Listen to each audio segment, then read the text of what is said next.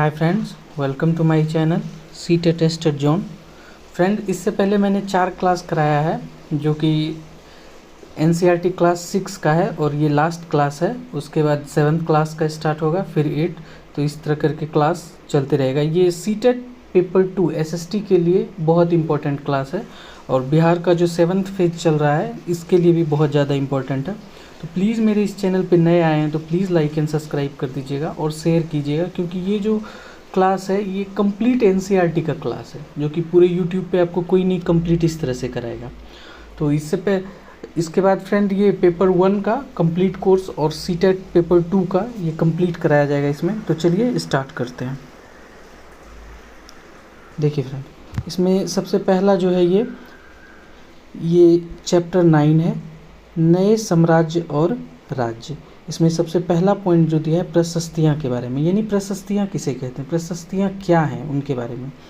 यह एक विशेष किस्म का अभिलेख है जिसे प्रशस्ति कहते हैं। यह एक संस्कृत शब्द है जिसका अर्थ होता है प्रशंसा करना। प्रशस्तियाँ का अर्थ होता है प्रशंसा करना।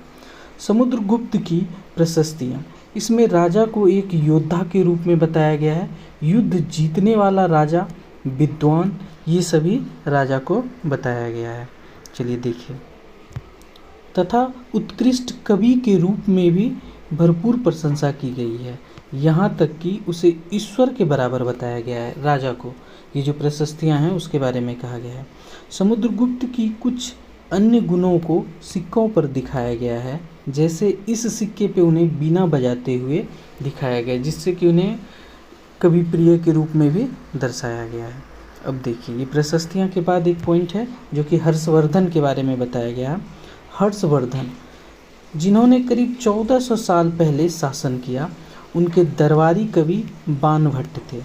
संस्कृत में उनकी जीवनी हर्षचरित लिखी है। इसे हर्षवर्धन की वंशावली देते हुए उनके राजा बनने तक का वर्णन है। चीनी यात्री स्वान-त्सांग भी नाम है और ह्वेनसांग भी इस चीनी यात्री का नाम है, जो कि काफ़ी समय के लिए हर्षवर्धन के दरबार में रहे थे। और हर्षवर्धन के बारे में ये कहा गया है।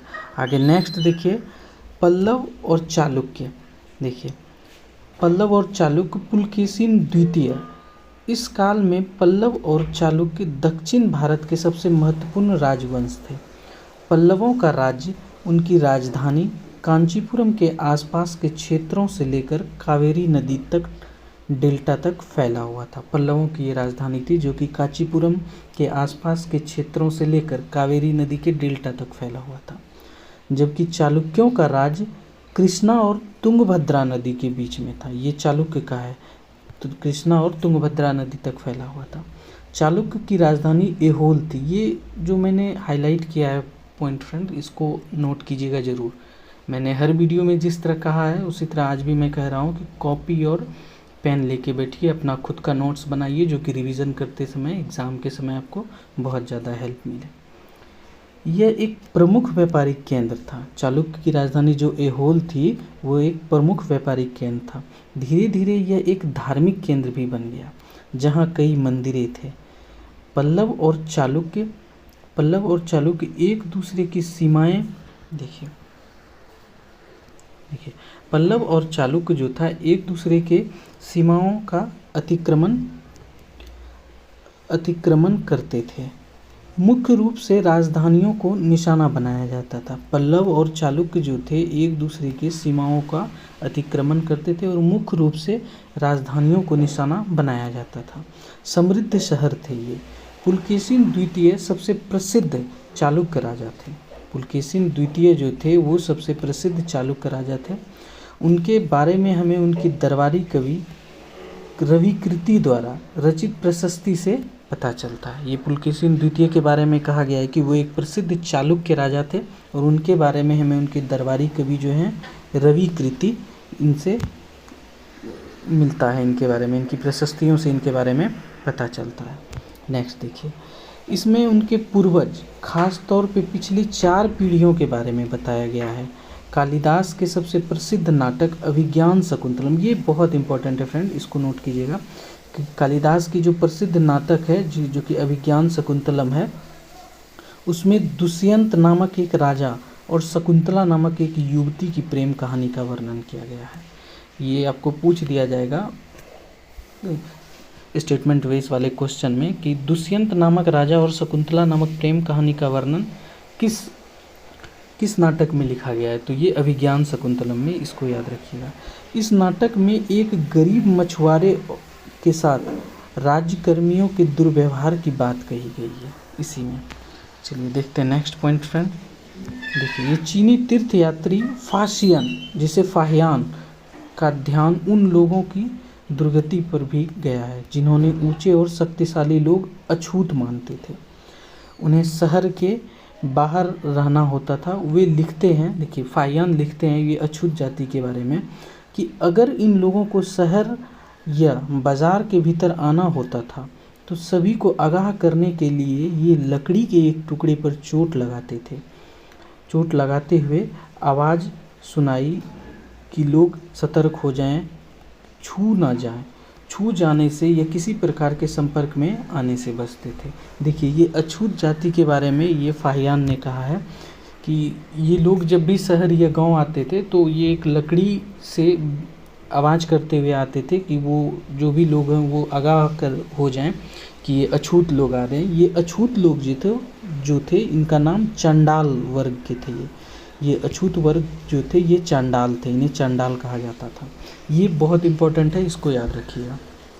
चलिए अब नेक्स्ट देखिए, अब आता है विक्रम संवत के बारे में। विक्रम संवत जो कि 58 ईसा पूर्व में प्रारंभ होने वाला विक्रम संवत को परंपरागत रूप से गुप्त राजा चंद्रगुप्त द्वितीय के नाम से जोड़ा जाता है और ऐसा कहा जाता है कि उन्होंने शकों पर विजय के प्रतीक के रूप में इस संवत की स्थापना की तथा विक्रमादित्य की उपाधि धारण की। देखिए, विक्रम संवत के बारे में कहा जाता है कि 58 ईसा पूर्व में प्रारंभ होने वाले विक्रम संवत को परंपरागत रूप से राजा चंद्रगुप्त द्वितीय के नाम से जोड़ा जाता है। वो इसलिए जोड़ा जाता है क्योंकि उनके बारे में कहा जाता है कि उन्होंने शकों पर जब विजय प्राप्त की तो उनके उपलक्ष्य में उन्होंने विक्रम संवत की स्थापना की तथा विक्रमादित्य की उपाधि भी उन्होंने धारण की थी। चलिए, तो ये 9 चैप्टर में ये सब इम्पोर्टेंट पॉइंट्स था फ्रेंड, जो कि मैंने आप लोगों के सामने एक्सप्लेन करने का कोशिश किया बेहतर तरीके से। तो ये चैप्टर 10 है जो कि ये 6th क्लास एनसीईआरटी का लास्ट चैप्टर है। तो प्लीज़ मेरे इस चैनल पे नए आए हैं तो लाइक एंड सब्सक्राइब कीजिएगा। इसके बाद आपको 7 का भी मिलेगा, 8 का भी, और इसी तरह पॉलिटी और ज्योग्राफी का भी मिलेगा। तो चलिए, ये चैप्टर 10 है। देखिए, चैप्टर 10 का जो है इमारतें, चित्र और किताबें, इनके बारे में है। अब देखिए, सबसे पहला दिया गया है धातु विज्ञान। प्राचीन भारतीय धातु वैज्ञानिकों ने विश्व धातु विज्ञान के क्षेत्र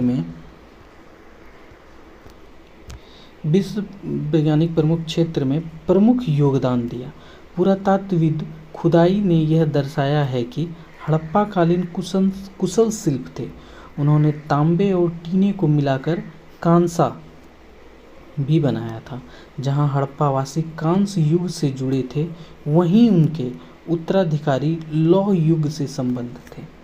भारत अत्यंत विकसित किस्म के लोहे का निर्माण करता था, जिससे खोटा लोहा, पिटवा लोहा या ढलवा लोहा, ये 3 प्रकार के लोहे भारतवासी जो थे निर्माण करते थे, जो कि था खोटा लोहा, पिटवा लोहा और ढलवा लोहा। ये 3 प्रकार के लोहे थे। चलिए, अब नेक्स्ट पॉइंट आता है फ्रेंड इसका, लौह स्तंभ। लौह स्तंभ, इसके बारे में भी बहुत इंपॉर्टेंट है। ये डायरेक्ट आपको पूछ दिया जाता है कि लौह स्तंभ कहाँ पर स्थित है। तो देखिए, महरौली दिल्ली में कुतुब मीनार के परिसर में खड़ा यह लौह स्तंभ भारतीय शिल्पकारों की कुशलता का एक अद्भुत उदाहरण है। इसकी ऊंचाई 7.2 मीटर और वजन 3 टन से ज़्यादा है। ये इंपॉर्टेंट रखिएगा कि इसकी जो ऊंचाई है ये 7.2 मीटर और वजन 3 टन से भी ज़्यादा है। इसका निर्माण लगभग 1500 साल पहले हुआ। इसके बनने के समय की जानकारी हमें इस पर खुदे अभिलेख से मिलता है। इसमें चंद्र, ये इम्पोर्टेंट है, इसको याद रखिएगा कि इसमें चंद्र नाम के एक शासक का जिक्र है जो संभवतः गुप्त वंश के थे। आश्चर्य की बात यह है कि इतनी शताब्दियों के बाद भी इसमें जंग नहीं लगा। ये लौह स्तंभ के बारे में कहा गया है कि ये महरौली दिल्ली में कुतुब मीनार परिसर में खड़ा है और इसकी जो ऊंचाई है 7.2 मीटर और वजन जो है इसका 3 टन से भी ज़्यादा है। इसका निर्माण जो है लगभग 1500 साल पहले हुआ है। इसके बनने के समय की जानकारी पर खुदे अभिलेख से मिलता है। इसमें चंद्र, ये इंपॉर्टेंट रखना है कि इसमें चंद्र नाम के एक शासक का जिक्र है जो संभवतः गुप्त वंश का है और इतने साल पुराने होने के बावजूद इसमें अभी तक जंग नहीं लगा है। ये लौह स्तंभ के बारे में है। चलिए अब नेक्स्ट पॉइंट है, देखिए अजंता चित्रकला। यह वह जगह है जहाँ के पहाड़ों में सैकड़ों सालों के दौरान कई गुफाएं खोदी गई। इसमें से ज़्यादातर बौद्ध भिक्षु के लिए बनाए गए विहार थे। इनमें से कुछ चित्रों द्वारा सजाया गया था। यहाँ इनके कुछ उदाहरण दिए गए हैं। गुफाओं के अंदर अंधेरा होने की वजह से अधिकांश चित्र मसालों की रोशनी में बनाए गए थे। इन चित्रों के रंग 1500 साल बाद भी चमकदार हैं। ये रंग पौधे तथा खनिज से बनाए गए थे। ये जो चित्र थे इसमें ये 1500 साल पहले बनाए गए थे और ये आज भी चमकदार हैं और इनके जो रंग थे ये पौधे तथा खनिज से बनाए गए थे। ये इम्पोर्टेंट है फ्रेंड कि इनके जो पूछ दिया जाएगा कि इनके जो रंग थे वो किस चीज़ से बनाए गए थे, तो पौधे और खनिज से। चलिए देखिए, महान कृतियों को बनाने वाले कलाकार जो हैं अज्ञात हैं। इसके जो ये जितने भी चित्र बनाए गए हैं उनके कलाकार के बारे में अभी तक कोई जानकारी नहीं है, वो अज्ञात है। अब आते हैं नेक्स्ट पॉइंट जो कि है पुस्तकों की दुनिया। देखिए पुस्तकों की दुनिया, करीब 1800 साल पहले एक प्रसिद्ध तमिल महाकाव्य शिल्पादिगारम, ये बहुत इम्पोर्टेंट है। ये जो शिल्पादिगारम के बारे में ये आप जब हम आप लोगों को प्रीवियस ईयर का क्वेश्चन कराएंगे तो उसमें आपको इस तरह का क्वेश्चन डायरेक्ट देखने के लिए मिलेगा कि शिल्पादिगारम की रचना किसने की है। तो देखिए यहाँ दिया गया है इलांगो नामक कवि, इलांगो अदिगल नाम है, इलांगो। शिल्पादिगारम की रचना इलांगो नामक कवि ने की। इसमें कोवलन नामक एक व्यापारी की कहानी है। वह पुहार में रहता है। कहाँ रहता है? पुहार में रहता है और अपनी पत्नी कन्नगी की अपेक्षा कर वह एक नर्तकी माधवी से प्रेम करने लगा। बाद में वह एक कन्नगी को पुहार छोड़कर मदुरै चला गया, जहाँ पांड्य राजाओं ने दरबारी जौहरी को कोवलन पर चोर का झूठा आरोप लगाया, जिस पर राजा ने उन्हें प्राणदंड दिया। देखिए ये कहानी के बारे में दिया है, प्राणदंड दिया। और कन्नगी जो अभी भी उससे प्रेम करती थी, इस अन्याय से दुख और रेस से भर गई, उन्हें मदुरै शहर को विनाश कर डाला। इस कहानी में यही कहा गया है, ये जो शिल्पादिगारम की रचना है इसमें इलांगो नामक कवि ने रची थी। इसमें पुहार में रहता था वो जो कोवलन था और उन्हें एक नर्तकी से प्रेम हो जाता है और अपनी पत्नी कन्नगी की उपेक्षा वो, और उसके बाद वो पांड्य चला जाता है और वहाँ के जो दरबारी कवि थे उनकी झूठा आरोप लगाकर उन्हें प्राणदंड दे दिया जाता है और उनकी पत्नी के द्वारा अभी श्राप दिया जाता है कि जिससे कि वो जो मदुरै शहर है वो तबाह हो जाता है। यही कहानी के बारे में दिया गया है। चलिए नेक्स्ट आते हैं। देखिए एक और तमिल महाकाव्य है जिन्हें मणि मेखलई करीब 1400 साल पहले सतनार द्वारा लिखी गई। ये इम्पोर्टेंट, ये सब जितने भी रचना है इनका ये एक अलग जगह आप लोग नोट करके रखिएगा, जो कि रिवीजन करने समय आप लोगों को सहूलियत हो। देखिए अब ये जो मणि मेखलई की रचना है ये किसके द्वारा लिखी गई, तो ये सतनार, कवि सतनार के द्वारा लिखा गया है। इसमें कोवलन तथा माधवी की बेटी की कहानी है। इसमें किसकी कहानी है? कोवलन और माधवी की बेटी की कहानी है। अब नेक्स्ट आते हैं पुराण पे। देखिए नेक्स्ट पॉइंट है पुराण के बारे में। पुराण का शाब्दिक अर्थ है प्राचीन। पुराणों में विष्णु, शिव, दुर्ग या पार्वती जैसे देवी देवताओं से जुड़ी कहानियाँ हैं। इसमें इन देवी देवताओं की पूजा की विधियाँ दी गई हैं। इसके अतिरिक्त इसमें संसार की सृष्टि तथा राजाओं के बारे में भी कहानियाँ हैं। अधिकतर पुराण सरल संस्कृत श्लोक में लिखे गए हैं, जिनसे सब उन्हें सुन समझ सकते हैं। देखिए पुराण के बारे में ये कहा गया था। देखिए आगे कहा गया है कि पुराण पाठ पुजारी मंदिर में किया करते थे, जिसे लोग सुनने आते थे। दो संस्कृत महाकाव्य महाभारत और रामायण लंबे अरसे से लोकप्रिय रहे हैं। नेक्स्ट पॉइंट देखिए, पुराणों और महाभारत दोनों ही व्यास नामक, देखिए पुराण और महाभारत ये दोनों जो लिखे हैं ये व्यास नामक कवि ने संकलित किया है। महाभारत में भगवत गीता भी है। संस्कृत रामायण के लेखक वाल्मीकि हैं। देखिए ये इंपॉर्टेंट रखना है फ्रेंड्स, याद रखना है कि पुराण और महाभारत दोनों की ही रचना व्यास नामक कवि ने ऋषि के द्वारा संकलित है, और महाभारत में भगवत गीता जो कि संस्कृत रामायण के लेखक वाल्मीकि हैं, ये याद रखना है। देखिए अब नेक्स्ट पॉइंट आता है आर्यभट्ट के बारे में। चलिए स्टार्ट करते हैं। देखिए आर्यभट्ट गणितज्ञ तथा खगोल शास्त्री आर्यभट्ट ने संस्कृत में आर्यभट्टियम, इनकी पुस्तक का जो नाम था वो था आर्यभट्टियम, इनकी पुस्तक का नाम था आर्यभट्टियम नामक पुस्तक लिखी। इसमें उन्होंने लिखा कि दिन और रात पृथ्वी के अपनी धुरी पर चक्कर काटने की वजह से होता है, जबकि लगता है कि रोज सूर्य निकलता है और डूबता है। उन्होंने ग्रहण के बारे में भी एक वैज्ञानिक तर्क दिया। उन्होंने वृत्त की परिधि को मापने की भी विधि ढूंढ निकाली, जो लगभग उतनी ही सही है जितनी कि आज में प्रयुक्त होने वाले विधि। देखिए ये आर्यभट्ट के बारे में कहा गया है कि ये गणितज्ञ तथा खगोल शास्त्री आर्यभट्ट ने संस्कृत में आर्यभट्टियम नामक पुस्तक लिखा और उन्होंने ये सभी बातों का जिक्र किया। आगे देखिए अब बराहमिहिर के बाद बराहमिहिर, ब्रह्मगुप्त और भास्कराचार्य कुछ अन्य गणितज्ञ और खगोल शास्त्री थे। ये सभी गणितज्ञ और खगोल शास्त्री थे।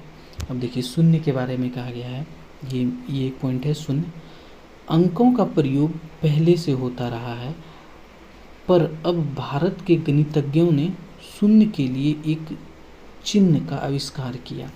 गिनती की यह पद्धति अरबों द्वारा अपनाई गई, तब यूरोप में भी फैल गई। आज भी यह पूरी दुनिया में प्रयोग की जाती है। रोम के निवासी शून्य का प्रयोग किए बगैर गिनती गिनते थे। ये पॉइंट को थोड़ा नोट कीजिएगा फ्रेंड कि रोम के निवासी जो थे वो शून्य के प्रयोग किए बिना ही गिनती करते थे। तो चलिए ये शून्य के बाद इम्पोर्टेंट एक पॉइंट है जो कि है आयुर्वेद के बारे में। देखिए चलिए आयुर्वेद चिकित्सा विज्ञान की एक विख्यात पद्धति है जो प्राचीन भारत में विकसित हुई है। प्राचीन भारत में आयुर्वेद के दो प्रसिद्ध चिकित्सक थे, एक थे चरक और सुश्रुत। चरक द्वारा रचित चरक संहिता औषधि शास्त्र की एक उल्लेखनीय पुस्तक है।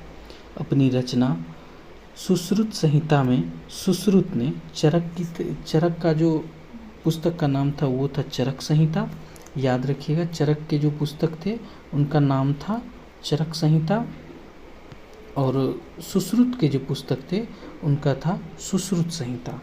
में सुश्रुत ने शल्य चिकित्सक की विधियों का वर्णन किया। देखिए शल्य चिकित्सक की विधियों का वर्णन सुश्रुत ने सुश्रुत संहिता में इसका वर्णन किया है।